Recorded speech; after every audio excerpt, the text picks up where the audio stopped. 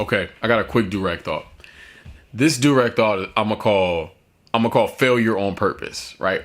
Whenever anybody calls me or talks to me, asks me a question about like confidence, how can they build confidence in a new area, get better, go achieve something? My first thought, first words of advice are go mess up. If you're trying to start a business, go mess up. Want to start a podcast? Go mess up. Want to start a blog? Go mess up. You want to be in a relationship? Go mess up. You see, oftentimes when we try to achieve something, we set out trying to achieve and we end up limiting ourselves to the adventure and or accolade that we think we're supposed to be pursuing. Even looking at myself, right? I did not have a desire to pick up a camera, to take photos, to shoot videos, edit videos. I didn't have that desire. I'm a poet. I like to tell stories. I like to uplift and empower people. I decided I wanted to build a platform around that. And the obstacles that I encountered to build a platform were getting photos and videos. And I got tired of asking other people. So I filled in the blank. And I started to realize that if I wanted to multiply my voice, then that very media that I didn't want to create was the key. And so at that point, I saw a connection between, my passion, my purpose, as well as my vocation, right?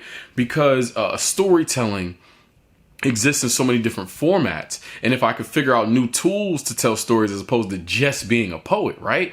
It started to expand for me and I started to find new passions because I wasn't saying, I just want to be a successful poet and that's all I want. It was like, no, what I want are to be able to know the tools that will help me be an efficient and effective storyteller, right? And in that, I've stumbled upon digital media and that got me into the world of like marketing, which is ironically connected to my original passion, which is human clinical psychology. That's what I went to school for, right?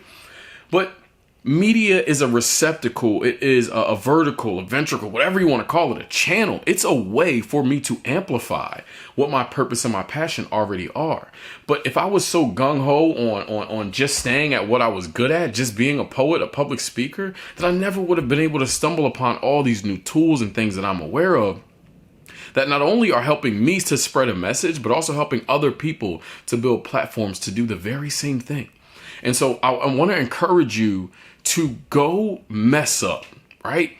Don't try to go specifically for a plan to achieve something. Go with a purpose, a passion, a mission, some type of theme or honor code that you pursue your dreams or your vision with. Because what that's going to do is that's going to give you the fortitude to be able to withstand messing up, failing, falling short, doing things, right? When you go about it in a way where you're strictly trying to achieve based upon what you already know you can do, and you want to stay within your strong suits, you're constantly trying to shield the world from seeing what you're not good at. And therefore, you're also shielding the message that's supposed to be flowing through you. One of my favorite quotes as of late has been, I've begun to see my mistakes and my shortcomings through the lens of God's purpose, right? Now, regardless of whether you're religious or not, like we all have a purpose, we all have energy behind us, something that's pushing us towards something, source, whatever you call it. And if we come from an energy source in any kind of way and we are being directed towards something, then that source knows all that we are, that we have and that we don't have. And do you think that you would ever be given a vision or a dream but not be given what's necessary to execute it? Or maybe, just maybe, your weaknesses being on display in pursuit of that will be an inspiration to someone else, either a person who is in a very similar scenario and doesn't feel like they can, and by seeing you do it with your flawed self, they will gain confidence to be able to do it with their flawed self, because we're all flawed humans, right? Or, bonus, you end up appealing to the very person that has what you don't have, but they like the fire that you have. So you got to make sure that you are not auditing too closely what you can and can't do, right? That's why I say mess up, not just to go out and haphazardly do something, right? But to make sure that you are in a position where you're putting yourself in position to be in position. You understand? Because when you're only doing what you think you can do, you only put yourself in positions where you think you can thrive, and you end up not necessarily achieving really anything outside of the norm. And what's the adventure in that? But if you embrace what you're not good at, and you embrace trying, you embrace like just ideating and doing like the ABCs of whatever it is, the field or purpose or passion that you're a part of, you open yourself up to new experiences that can teach you new things, that can give you new channels of growth, new channels of learning, new channels of teaching. And so Don't try to orchestrate so closely where you go and where you don't go. If your goal is to try so that you can fail, so that you can find out why you failed, then your brain starts to develop in a way where you are acquiring information that is useful to you.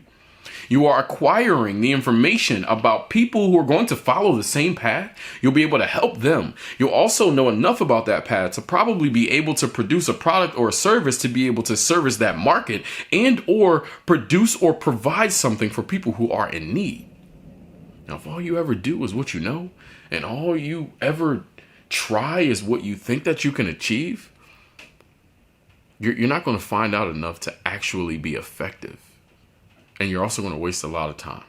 So go mess up so you can be great at the same time. Keep going, keep growing, stay on.